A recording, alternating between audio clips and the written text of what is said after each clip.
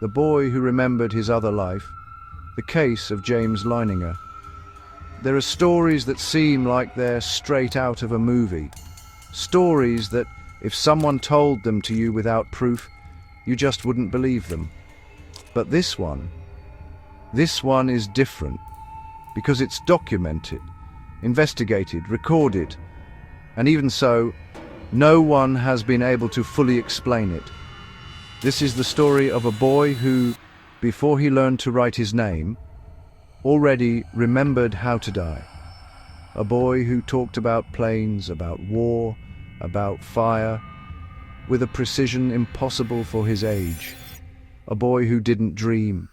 He remembered, and the most unsettling thing of all is that someone decades before lived exactly what he described. It all started in the United States in the late 1990s. James Leininger was a completely normal kid.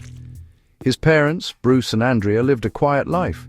Nothing out of the ordinary, no strange beliefs, no interest in anything spooky. But when James was just 2 years old, the nightmares began. These weren't normal dreams. They were scary. They happened over and over. They were awful.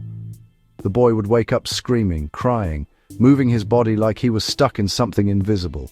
"Plane on fire! The plane is crashing!" His parents tried to calm him down. They thought it was just a phase, but it wasn't. As the days went by, the nightmares got more intense. And then, James started talking, but not like a 2-year-old. He spoke with details, with a clearness that didn't make sense. "I was shot down," he would say. "The plane blew up. I couldn't get out." His mom felt a chill run down her spine. "Who shot you, James?" "The Japanese." This was not normal anymore. Such a small child, talking about war, about death, about fighter planes. They tried to ignore it. They thought maybe he had seen something on TV. But James started to show something even stranger. Technical knowledge. That was impossible. He could identify types of planes. He knew how they were built. He talked about fuel tanks, about mechanical failures, about details that even an average adult wouldn't know. One day his dad decided to test him. He showed him a book with pictures of World War II planes. "Do you know what this is?" James looked at him, almost with frustration. "Yes, it's a Corsair." His dad was silent. He was right. But that wasn't the most shocking part. James pointed at the picture and said something that would change everything. This plane had trouble taking off. His dad, curious, looked it up, and he found out that it was true. That model really did have trouble taking off. How could a 2-year-old know that? But the worst part hadn't happened yet. One night, after another bad dream, his mum decided to ask him something different. "James, who were you?" The boy looked at her, and he answered without hesitation, "I was a pilot." The room went completely silent. "Where did you live?" "On a ship." "What ship?" James thought for a second, then he said, "Natoma." His dad wrote down the name. Natoma. It didn't sound familiar, but when he looked it up, he found it. The USS Natoma Bay, a real aircraft carrier from World War II. His heart started beating faster, but the most shocking part was still to come. "What was your name?" James answered very naturally, "James."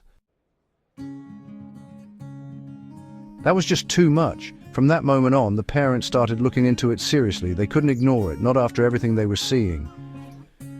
They found out that a pilot named James Houston Jr. had served on the USS Natoma Bay, and his story was terrifying. During a mission in the Pacific, his plane was hit by enemy fire. It caught fire, and it fell into the sea. He didn't survive. The family was frozen. It was exactly what their son had described. But the most unsettling thing was the details.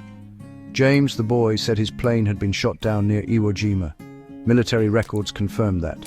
It was true. He said his best friend was named Jack. And yes, There was a pilot named Jack Larson in that same squadron.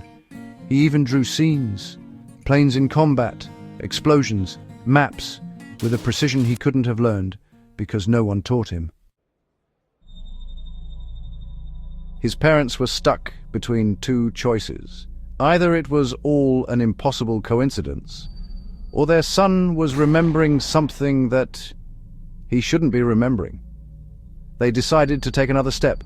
They got in touch with veterans from the USS Natoma Bay, men who had lived through the war, men who had known James Houston Jr., and what happened next left them speechless. When those veterans heard the boys' descriptions, they went quiet, because they matched too much. One of them even said, that only we knew that. The case started to become well known. Investigators, reporters, scientists, everyone wanted to understand what was happening, but nobody could fully explain it. Was it reincarnation, unexplainable memory, an impossible coincidence, or something that we still don't understand? As the years went by, something strange started to happen. James's memories, they started to fade away, like they were dimming, like that other life that was drifting away. The nightmares stopped, the stories became less frequent, until one day they just stopped. James grew up. He became a normal young man. No war memories, no burning planes, no screams in the night. But what happened, it was recorded, documented, investigated, and, to this day, without a clear explanation. Because there's something we can't just ignore. A 2-year-old boy, and without access to that information, with no way to learn it, and I accurately described the life and the death of a real man. And that leaves us with a question, one that makes us a little uncomfortable.